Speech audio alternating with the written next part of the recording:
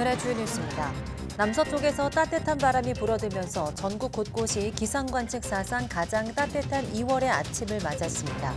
아침 최저기온은 14.8도를 기록한 제주를 비롯해서 부산과 인천, 강원과 충남, 호남의 상당수 지역이 최고를 기록했고 서울도 관측 사상 네 번째 높은 2월 아침을 보냈습니다. 의과대학 증원에 반대해 공개적으로 사직 의사를 밝힌 인턴 의사가 나오는 등 의사단체들의 집단행동 조짐이 커지고 있습니다. 의사들의 집단행동이 가시화하자 수술 등을 앞둔 환자와 가족들의 우려와 불안이 커지고 있습니다. 미국 정부가 코로나19 격리 기준을 현행 5일 권고에서 완화하는 방안을 추진하고 있습니다. 약을 먹지 않아도 24시간 동안 열이 없으면 격리 조치를 하지 않는 건데 국민 대부분이 코로나19에 걸린 적이 있거나 백신을 맞아 면역력을 갖추면서 변화된 상황을 고려한 조치라는 평가입니다. EU 집행위원회가 대한항공과 아시아나항공의 기업 결합을 승인하면서 대한항공은 총 14개국 가운데 미국을 제외한 13개국의 승인을 받았습니다. 대한항공은 아시아나항공 화물사업 부문을 분리 매각하고 티웨이 항공이 올해 하반기부터 유럽 노선 4개에 진입하는 것을 지원할 계획입니다.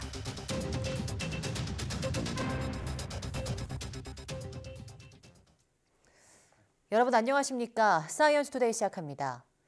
포근한 날씨가 이어지면서 수요일 아침 전국 곳곳에서 2월 역대 최고 기온을 기록했습니다.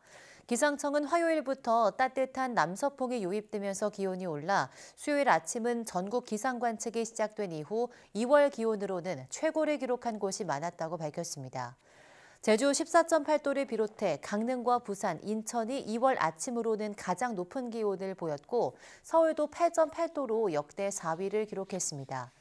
이례적인 고온 현상은 목요일 전국에 비가 내리면서 해소되겠지만 다음 주 초반부터 다시 초봄 날씨가 나타날 전망입니다.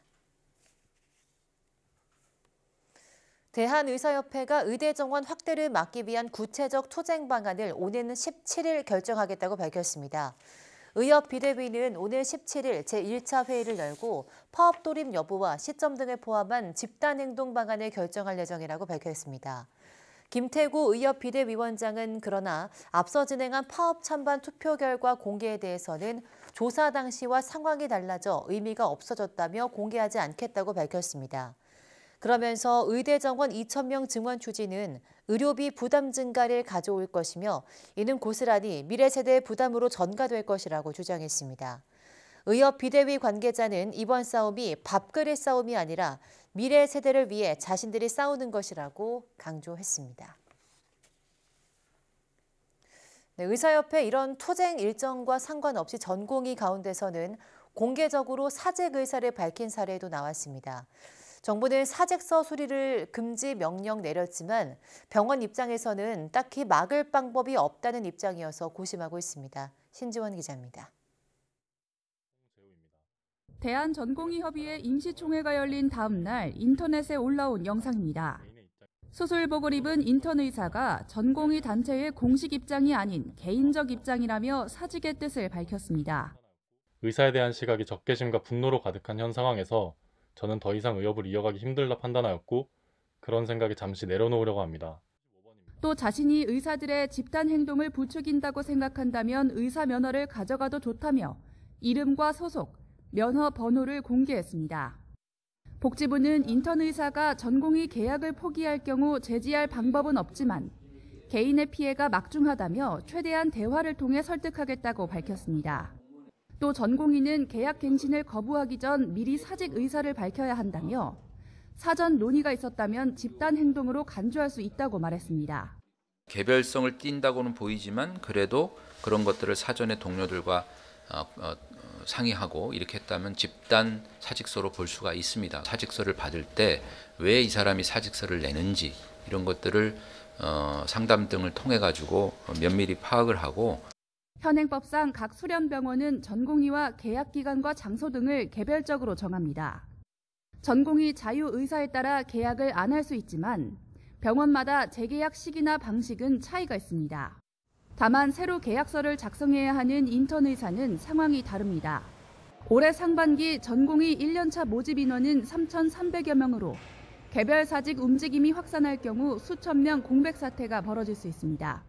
근로계약의 효력이 발생하지 않았고 그렇다면 그 계약의 효력이 발생하기 전에 계약을 취소한다거나 철회하는 것은 충분히 가능한 것입니다. 수료를 포기했다라고 하더라도 명시적으로 민영사상의 책임을 물 수는 없는 겁니다. 정부는 인턴이나 전공의 사표가 확산하지 않을지 조심스레 주시하는 모습입니다. 이런 가운데 전 의협 간부 등 일부 의사들이 젊은 의사들의 투쟁을 부추기고 있다며 당장 중단하라고 경고하기도 했습니다. YTN 신지원입니다. 의사들의 집단 행동이 가시화하면서 가장 걱정이 큰 건 바로 환자와 가족들입니다. 어렵게 잡은 수술이나 치료 일정이 미뤄질까 봐 노심초사하고 있는데요. 왜 환자가 의사 파업의 희생자가 되어야 하는지 이해하기 어렵다는 입장입니다. 조용선 기자입니다. 요즘 대학병원에 입원 중인 환자와 가족들은 걱정이 늘었습니다. 의사들의 파업 얘기가 나올 때마다 혹여 치료에 차질이 생기지 않을까 싶어서입니다.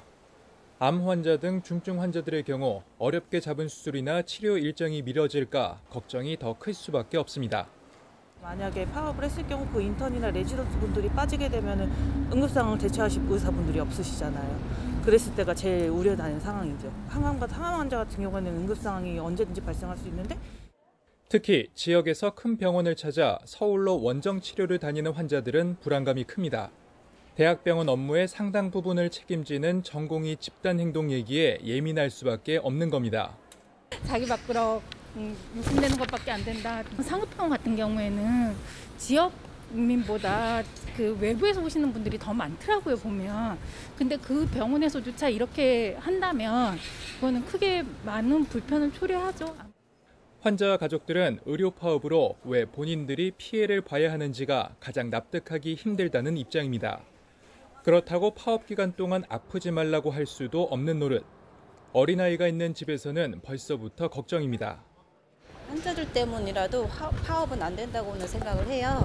저희 애들도 계속 막 병원으로 살거든요. 1년 내내 여기 아팠다 저기 아팠다 하니까. 정부는 의료 피해 신고 센터를 운영한다고 밝혔지만 사후 약방문도 못 되는 대책이어서 환자와 보호자들의 걱정만 커지고 있습니다. YTN 조용성입니다.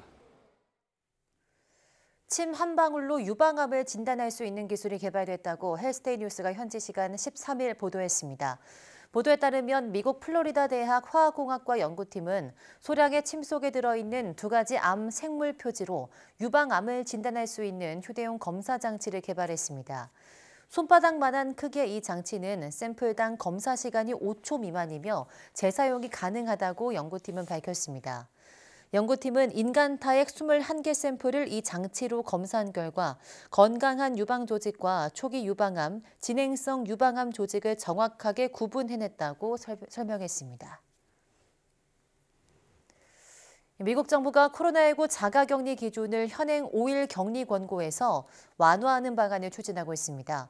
워싱턴 포스트는 질병통제예방센터가 코로나19 격리 기준을 증상에 따라 다르게 적용해 약을 먹지 않아도 24시간 동안 열이 없을 경우 격리 조치를 취하지 않는 방안을 검토 중이라고 보도했습니다. 신문은 대부분 사람들이 코로나19를 앓았거나 백신 접종으로 사실상 집단 면역에 도달했다는 변화된 현실을 고려한 조치라고 전했습니다. 현재 오리건과 캘리포니아 주에서는 완화된 격리 기준이 적용돼서 24시간 동안 열이 없을 때까지 집에 머물도록 권고하고 있습니다. 미국 질병통제예방센터는 이르면 4월쯤 완화된 기준을 공개할 방침이지만 아직 백악관의 최종 승인은 나오지 않은 것으로 알려졌습니다.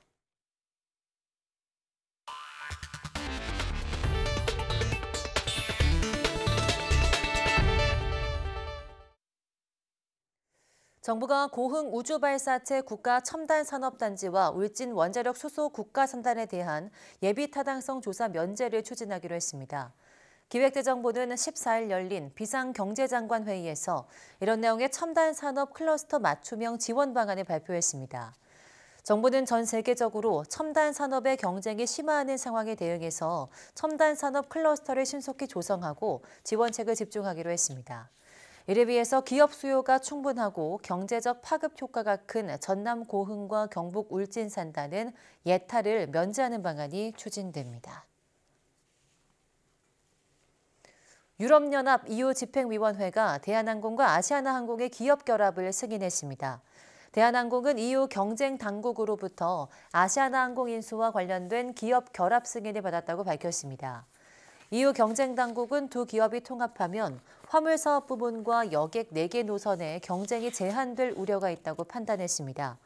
대한항공은 아시아나항공 화물사업 부분을 분리 매각하고 티웨이 항공이 올해 하반기부터 인천과 파리, 로마, 바르셀로나, 프랑크푸르트 등 유럽 노선 4개에 진입하는 것을 지원하기로 했습니다. 이로써 대한항공은 기업 결합 승인을 얻어야 하는 14개국 가운데서 미국을 제외한 13개국의 승인을 얻었습니다. 소셜미디어 콘텐츠 가운데 광고나 협찬을 받고도 제대로 표시하지 않는 이른바 뒷광고 꼼수가 더 교묘해지고 있습니다. 요즘은 광고나 협찬을 받았다고 표시를 하긴 하는데 알아차릴 수 없는 곳에 작게 또 희미하게 표시하는 경우가 많습니다. 이승은 기자입니다. 한 소셜미디어 게시물입니다. 광고비를 받고 제작했다는 자막이 있긴 하지만 색깔이 영상과 구별하기 어렵습니다. 또 더보기를 누르거나 글을 끝까지 내려야만 대가를 받았다는 걸 알 수 있습니다.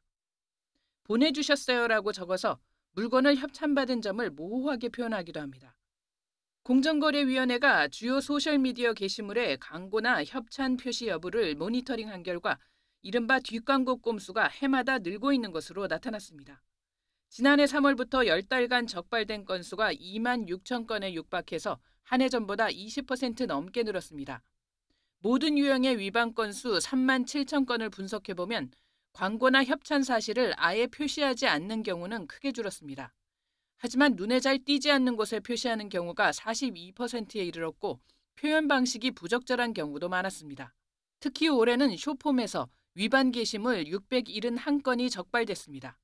뒷광고가 자주 발생하는 의류, 간편복, 음식 서비스 등의 분야에 대한 모니터링을 강화하는 한편 비교적 제작이 쉽고 전파력이 큰 쇼폼 게시물에 대한 모니터링 비중을 확대할 예정입니다. 공정위는 경제적 이해관계 표시 관련 지침을 개정해서 소비자가 소셜미디어에서 광고를 쉽게 알아차릴 수 있도록 할 것이라고 밝혔습니다. YTN 이승은입니다.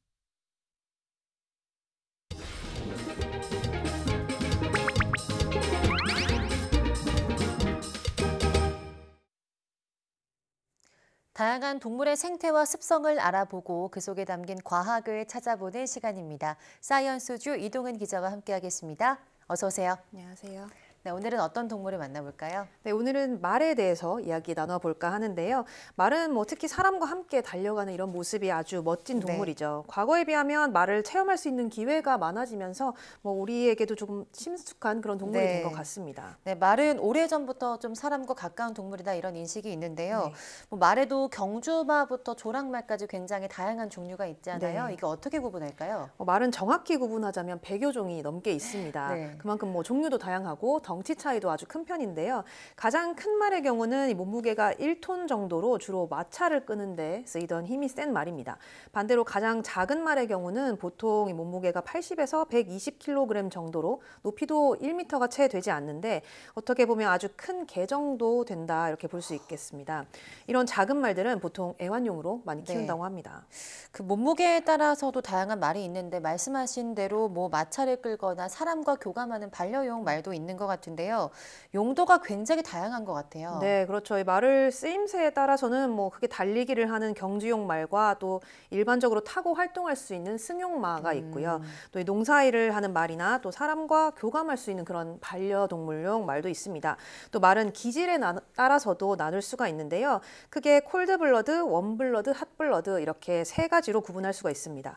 먼저 콜드블러드는 주로 유럽의 추운 지방에서 유래된 말로 성격이 아주 침착하고 차분한 그런 말입니다. 잘 놀라거나 흥분하지 않고 인내심도 아주 강한 편인데요. 빠르게 달리기보다는 튼튼하고 힘이 세기 때문에 농사를 짓는다거나 짐을 끄는 용으로 많이 사용이 됐습니다. 또 핫블러드 같은 경우는 이 콜드블러드와 반대로 중동과 같이 더운 지방이 원산지인 말인데 상대적으로 덩치가 작고 늘씬한 몸을 가지고 있습니다. 대신 이 흥분을 좀 쉽게 하고 감정 기복이 많은 편이긴 한데요. 몸이 가볍고 빠른 편이라서 주로 이 경주마, 경마에 많이 쓰인다고 합니다. 이들의 이 두 종 간의 중간 기질을 가진 말이 바로 웜블러드인데 체격이 적당하고 이 성격도 좀 온화한 그런 네. 편이라서 승마라든가 마장마술 같이 그런 사람과 함께하는 기능 경기에 많이 쓰인다고 합니다. 네, 기질에 따라서 좀 말을 구분한다는 게 굉장히 신기한데요. 네. 그 말하면 사실 빼놓을 수 없는 게 또 경주마죠? 네, 맞습니다. 앞서 말씀드린 대로 경주마 같은 경우는 핫블러드에 속하는 그런 종을 네. 쓰는데 국제적으로 이 경마에 유일하게 출전할 수 있는 공인된 말이 서러브레드라는 종입니다. 이 서러브레드라는 말의 어원 자체가 철저하게 기르다 이런 뜻인데요. 이 잘 달리는 말끼리 교배를 해서 속도도 뛰어나고 힘이 넘치는 그런 품종으로 개량해서 만들어낸 겁니다. 이 경주마는 보통 시속이 70km까지 달릴 수 있는데 시속 100km 정도까지 달리는 뭐 치타만큼은 아니겠지만 이 지구력이 좋아서 장거리를 달리는 데는 더 유리합니다. 말이 이렇게 빠르게 달릴 수 있는 힘은 긴 다리에서 오는데요. 경주마는 보통 다리가 길고 가늘게 발달해서 보폭이 넓고 그만큼 빠른 속도로 달릴 수가 있습니다.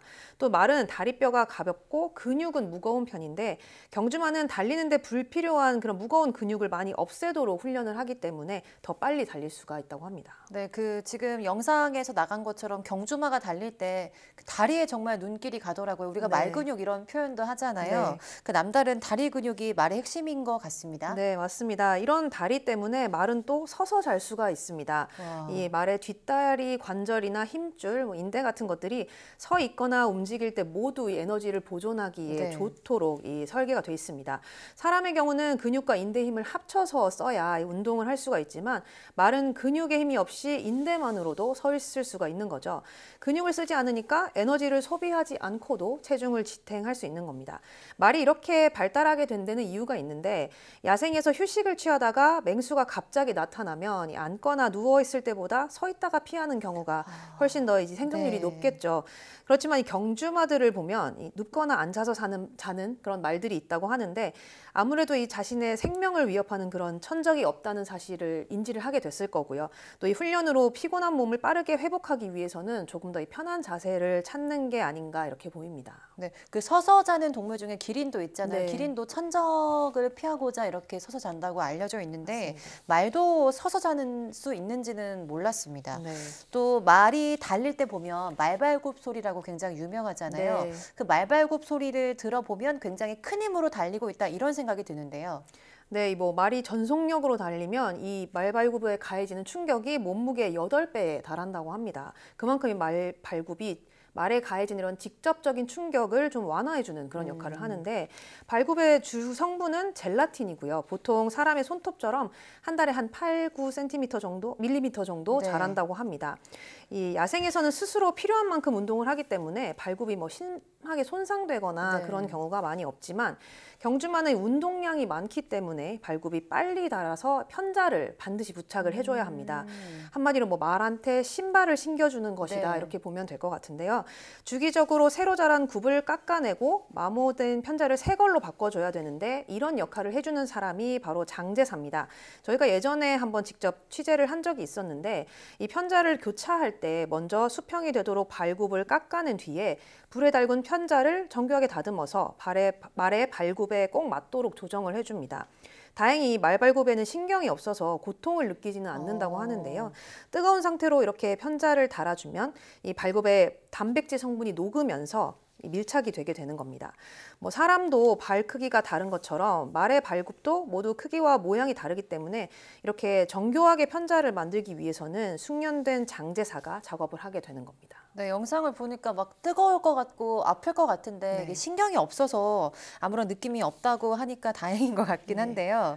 그 다리와 또 말굽 외에 경주마 특징이 뭐가 있을까요? 또 다른 특징이라면 이 말의 심장이라고 할 수 있는데 경주마의 심장은 사람보다 17배나 크다고 합니다. 와. 그만큼 한 번 박동할 때 뿜어내는 혈액의 양도 사람보다 훨씬 더 많게 되는데요. 빨리 달려도 온몸 구석구석으로 산소를 빠르게 보낼 수 있기 때문에 몸에 무리가 덜 가게 되는 겁니다.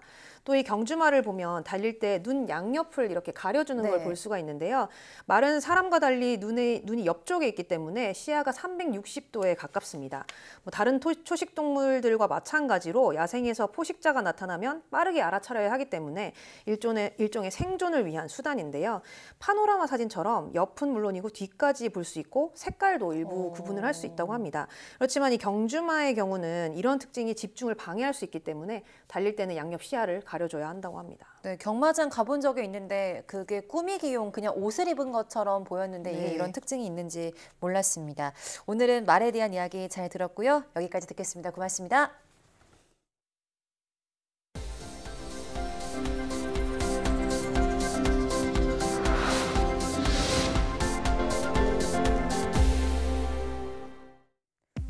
만성 복통과 배변 습관 이상 등을 일으키는 과민성 장 증후군을 치료할 수 있는 장내 유익균이 발견됐습니다. 분당 서울대병원 김나영 교수팀은 장에서 관찰되는 로주부리아 파에시스 균주의 항염증 효과가 뛰어나다는 점을 확인하고 이를 이용해서 과민성 장 증후군을 완화할 수 있다고 밝혔습니다. 연구팀은 설사형 과민성 장 증후군을 앓는 쥐에게 건강한 사람의 장에서 추출한 로주부리아 파에시스균을 13일간 투여한 결과 복통 등의 증상을 심화하는 세포수가 줄어들고 설사 증상이 개선되는 것을 확인했습니다. 또 분변 세균총을 분석했더니 필수 아미노산을 흡수하는 유전자 발현이 정상적으로 돌아오면서 신체를 안정적으로 유지하려는 항상성이 회복된 것으로 나타났습니다. 낡은 건물 등 오래된 건축물이나 항공기에 생긴 결함을 정확하게 찾을 수 있는 메타물질이 개발됐습니다. 한국기계연구원과 서울대 공동연구팀은 구조물이나 항공기 등에 생긴 결함을 한 번에 발견할 수 있도록 원형 평광 초음파를 생성하는 메타물질을 개발했다고 밝혔습니다. 연구팀은 대면적의 알루미늄 금속에 연속된 구멍을 내는 방법으로 메타물질을 제작한 뒤 여기에 직선 형태의 초음파를 통과시켜 원형 진동 초음파로 변환했습니다. 이를 이용하면 기존의 비파괴 검사보다 정확도가 12배나 높고 한 번 검사만으로 결함을 발견할 수 있어서 시간도 크게 줄일 수 있다고 연구팀은 설명했습니다. 기후변화로 북극해 얼음이 녹아 북극곰이 육지에 머무는 기간이 길어지면서 바다 표범 등을 사냥하지 못해서 하루 평균 1kg씩 체중이 줄었다는 연구 결과가 나왔습니다. 미국 디젤조사국 연구팀은 캐나다 매니토바주 서부 허드슨만 지역 북극곰 20마리의 여름철 활동과 신체 변화 등을 관찰한 결과 이렇게 나타났다고 밝혔습니다. 연구 결과 북극곰들은 육지에서 동면 상태를 유지하거나 열매를 먹는 등 에너지 소비를 적게 하려고 다양한 전략을 선택하는 것으로 확인됐습니다.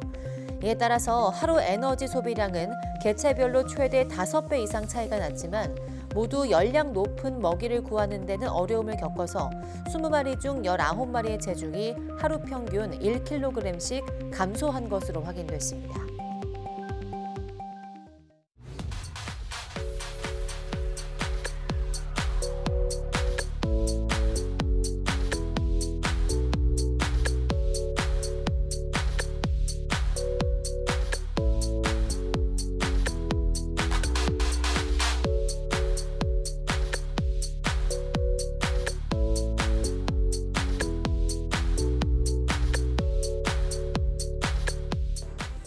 네, 미세먼지가 없는 따뜻한 봄 날씨가 이어지고 있지만 15일 새벽부터는 중부지방을 시작으로 전국에 비와 눈이 내립니다. 이번 비가 그친 뒤에는 기온이 잠깐 떨어져서 16일 아침에는 반짝 영하권 추위가 오겠고 다음 주 초반에는 다시 기온이 올라 초봄 날씨가 나타날 전망인데요. 기온의 변화가 매우 심한 시기인 만큼 건강관리에 계속해서 신경 써주시기 바랍니다. 뉴스 마치겠습니다. 시청해주신 여러분 고맙습니다.